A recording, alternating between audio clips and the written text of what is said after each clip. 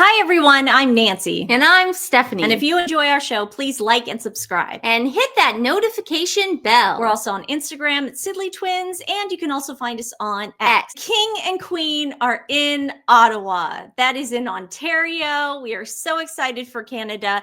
And I have been hearing very good things via a source, that source being my boyfriend. Now, my boyfriend listens to like CB radio. He listens to more left of center stuff. And he said that everybody is super excited about the king being there. And they've even talked about his garden in Highgrove and how eco-friendly it is and the sustainability. So that is a big plus for Canadians. So we're super excited that they are there. Here they are arriving yesterday. I love the maple leaf on the side of the plane. The Queen wore a beautiful pink coat. And of course, the brooch that we have seen on Her Majesty, the Queen Mother, and of course, the Princess of Wales. And that is the diamond maple leaf brooch. The reason they're in Ottawa is because they are there for the opening of Parliament. And again, look at how fabulous they both look. I always love Queen Camilla in royal blue.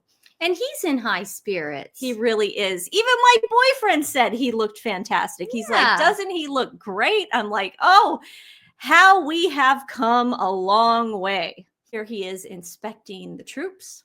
I still can't get over all the people that said she was going to be queen consort forever and King Charles's mistress. And no, she is a lovely queen. And, you know, her job is to be a steadfast for him. She's so proud of him. She's got that Von Cleef bracelet that I believe he got her. Yeah.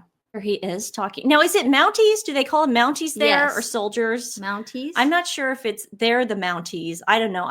Guys, tell me in the comments. I'm sure I'm wrong. And here they are in Parliament.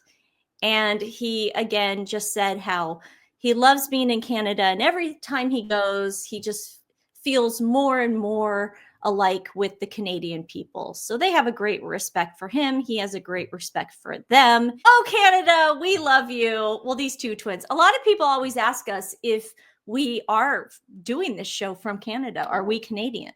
No. Because we always are wearing Canadian gear. No, but we love Canada. My boyfriend is Canadian. So that is why I have so much Canadian gear. I'm always buying stuff or he's bringing me stuff. So wonderful, wonderful Canadian tour. They're only there for a couple days, but it was very lovely. Unfortunately, we have to move on to something just in the strange and ick and odd category of the world.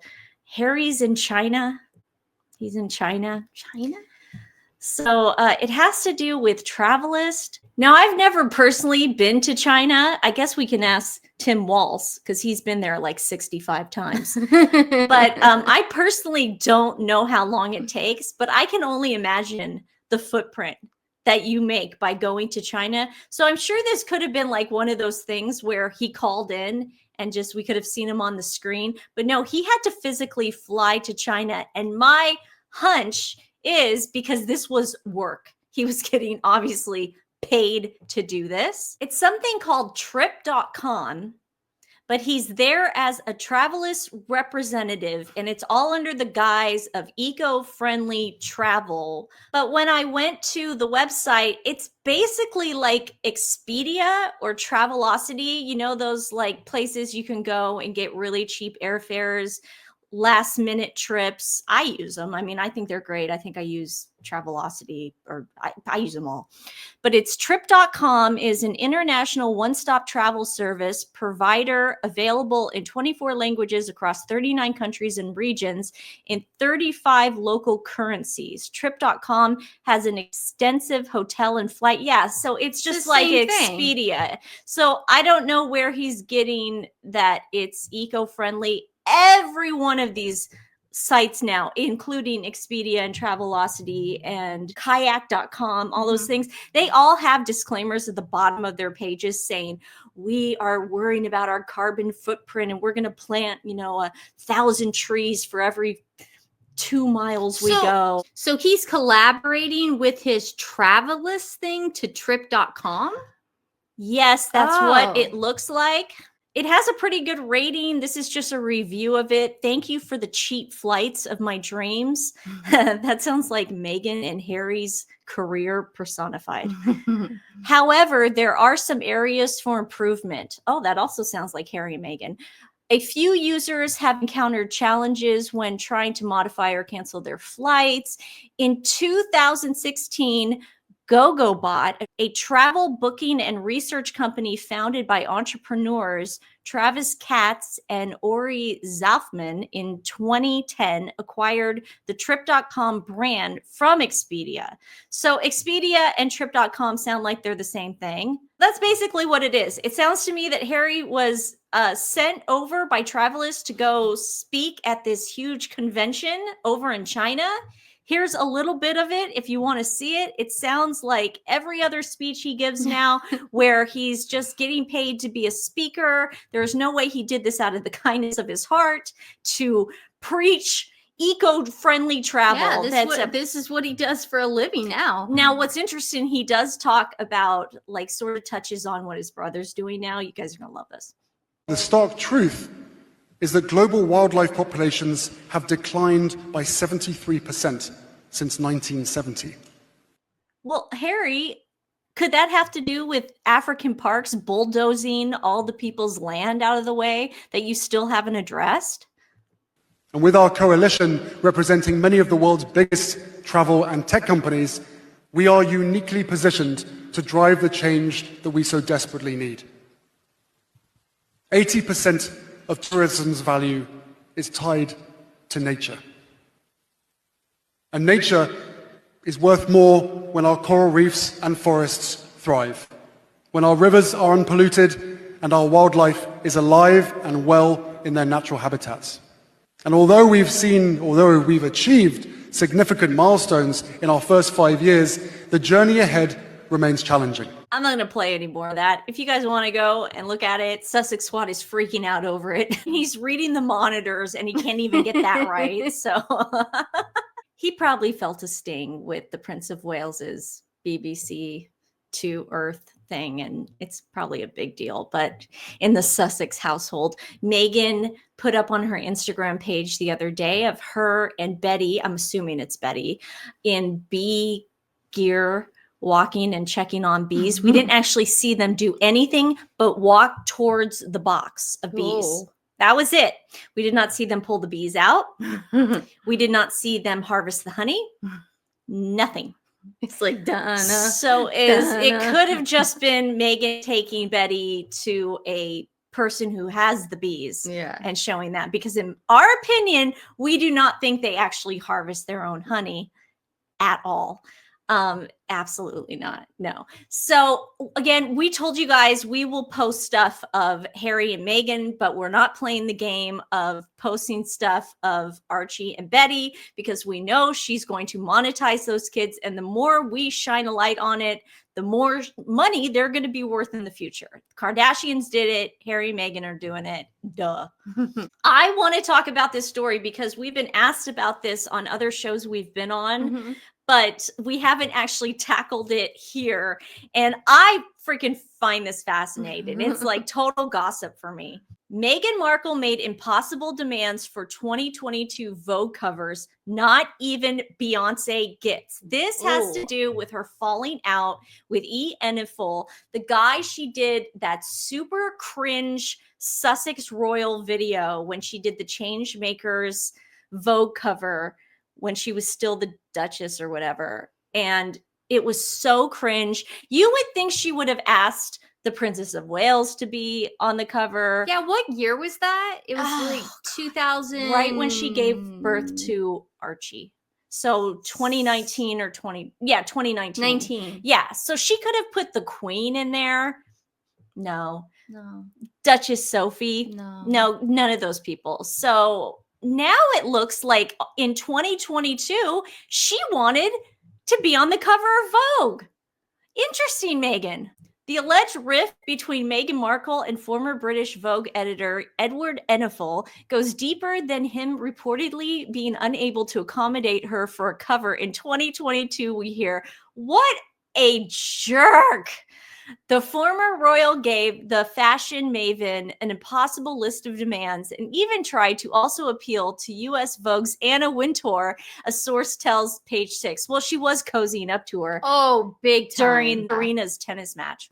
The Daily Mail reported this week that Markle and Enniful had plans for the UK Vogue September 22.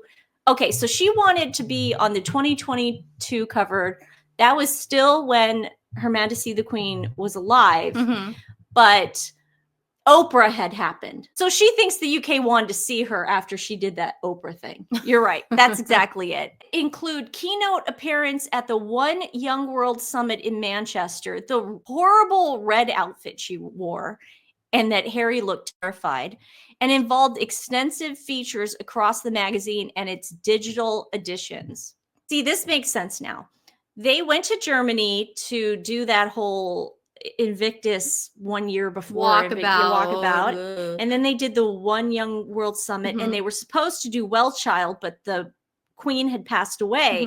But it looks like in her head she was going to do like a whole Europe thing and then show everybody, see, I'm still in Europe and they love me. Oh my gosh, that's what she was planning. That was Do you her guys plan. see how sick that is and twisted And delusional? That's disgusting. I'm glad he saw through it before the Queen died. Like, it shows character on his behalf. The outlet reported that Markle wanted the cover, but NFL already had a star, Linda Evangelista, booked, causing Markle to pull the plug and causing a fallout between the former friends. Well, hello, it's Linda Evangelista. Yeah. But we hear scheduling wasn't the only reason the cover never materialized. A source tells us Markle wanted a global cover, appearing on the covers of UK and US simultaneously, along with a list of demands. Well, now we know why she's not invited to the Met Gala anymore. Good Lord. Meghan asked for control over the photographer, writer, final edit. I'm sure it was going to be, what's his face?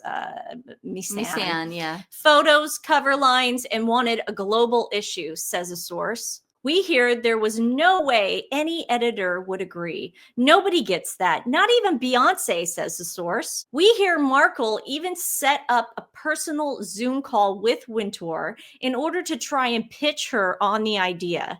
Anna wasn't interested, says the source, adding the magazine already had its own cover star, Serena Williams. While Markle was not in the running, the source tells us Meghan asked for a Zoom with her to reconsider, and Anna did it to be polite. As two people who, oh my God, this was such a big deal back then. Now it seems like whatever.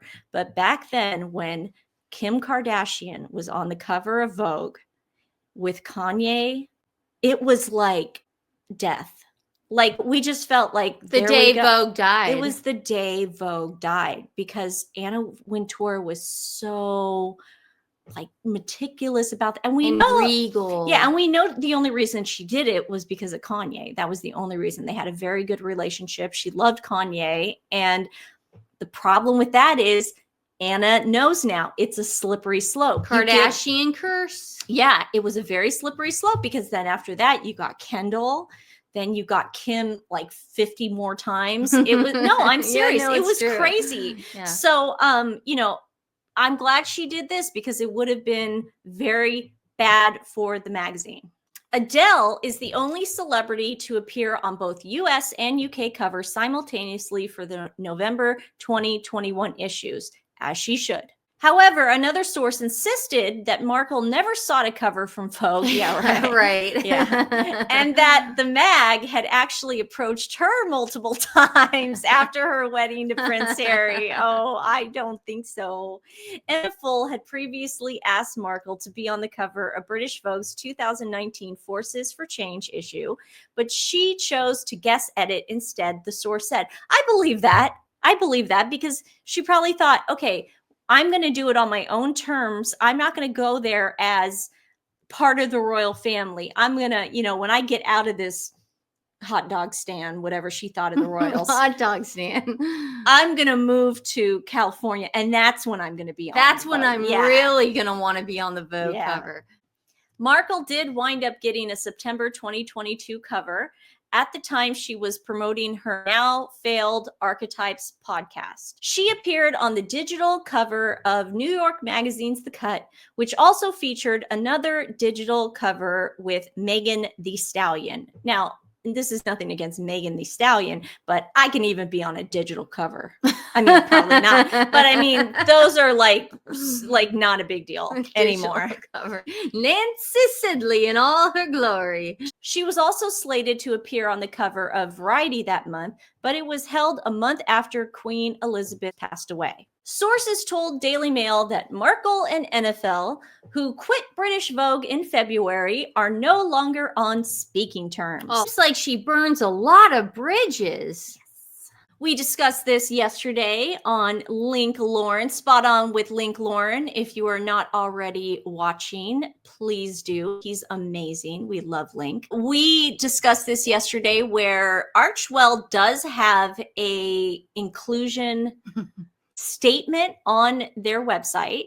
And apparently these are the new dudes that Harry has appointed. When we say Harry, we say Meghan too. I mean, she hires everyone for him, allegedly. Plucked them right out of the ground. Not only are they all white, they all seem to be a certain age group as well. So, Yes. you know, we're just trying to show you guys that in reality, everything they say, they are lying. They are huge liars. I don't know how the Sussex squad keeps defending these guys. I mean, I really don't. The diversity is just amazing. They put the biggest bullseye on the royal family's head. They called them racist. They insinuated they were racist. Fine. Meghan didn't say the word racist, but they insinuated. They had all their followers do it. Omid Scobie put She in his actually book. did say race. She said race. Yeah. But Omid Scobie put in his book that it was King Charles and Princess Catherine that brought up the skin tone comment. I mean, good Lord, people. How much more proof do you need that these two are grifters? And we have a little blind item, little news I saw on Twitter before coming on. I love this account. Go give it a follow if you have an X page. Duchess Marmalade always has some interesting stuff. This is about Meghan's restock. Now, after launching 2 months ago, now the founder of whatever this is has decided to take a step back and take a year to decide what this business could be. It was a game from the start, folks. A game she played for 45 minutes. No, she won't restock because that would be too easy. Big jam companies do the easy thing. Kraft, Smuckers, Welch's, they just do what's easy. They make a popular jam and distribute it and have it available day after day. That's too boring for the Duchess. Jam is my jam is so last month. She needs to think about what As Ever could be. We all knew she had no idea what she was doing with this venture. She was always flying by the seat of her pants, only looking for attention. Turns out creating a business is too much work. As Ever, this is dead in the water. You will never hear from As Ever again. Gone the way of Ara. I hope so. Me too. Now let me show you what she posted after that. What comes next for As Ever? As Ever's first collection was a runaway success. Meghan says that even though the team spent a year preparing the line and forecasting demand, all the products on the site sold out in 45 minutes. We've all given you our theories. Other YouTubers have given their theories. We do not believe for a second that there was a lot of product to begin with. 5 or 6, 7 or 8. And it's definitely changed because first it was 5 minutes, it got sold out. Yes. Now it's 45. Now they're trying to plan As Ever's next phase. The easiest thing to do would have been to simply restock the products, which would likely sell out very quickly again. Yeah. One would think One would think. A smart person might have a gander at that. But instead, Meghan wants to take a step back, gather data from the launch, and figure out exactly what as ever would be. She says she's planning to announce new products in the first quarter of 2026. Oh, God. We got to do another year of this crap? Okay, so No. Duchess Marmalade must have read that, and then that was her opinion. The first thing I read. You know what, guys? It's like, how do you even get behind this woman at this point? I mean, how do you even, like, with a straight face go, I love her. She is so, I don't know why you guys pick on her. I like it. I like it. I like it. I don't know. Like, it's like mind boggling. Guys, I gotta ask you a question. I heard the girl from Spanx on a podcast today from her. Is she? I thought the last episode was last week of her podcast. It was. So she's already had the girl from Spank. Are they just rerunning stuff? They must be rerunning. Oh, yeah. okay. Yeah, no, her last. That's how much I don't. Her last podcast was last week. Okay, I was so confused. So they're rerunning stuff. Yeah. So the girl from Spanx was on. I'm not going to play it because they're doubly torturing us. I'm not going to play it because you guys hate listening to her voice. So, and you always get mad when I do it. So I'm not going to do it. Don't do it. They were talking about bank accounts, and you know that a woman couldn't get a loan out for a business until 1988 before she needed someone to like co-sign it or whatever. It's like, yeah, I know it's 2020. Who cares? Who cares? Who cares? It's just like move on from the past, man. Why do we care? I don't think anyone does. I mean, it's like, who cares? Is it going back? I mean, is there a law that's going to say that women, are going to take a step backwards? Because that's all it's just constantly like, could you believe that? Could you believe women couldn't vote? Yeah, women couldn't do a lot of things. Like, we can do it now. Duh. Today's animal rescue is Lucky Tails Rescue, located in Texas. Not only do these dedicated group of volunteers rescue animals out of high-kill shelters, they also do transportation, and we are huge on that. Actually, Texas is a high-kill state, so they need people that can transport those animals out and send them to loving homes across the country. They do amazing work. Like I said, we are just in awe of them. So please, if you enjoy this video, we ask that you go to the description box below, click directly onto their website, give, share. It really does make a difference. They're doing amazing work. Lucky Tails Rescue. All right, guys. Well, we will see you tomorrow. Thanks so much. We love you. Bye.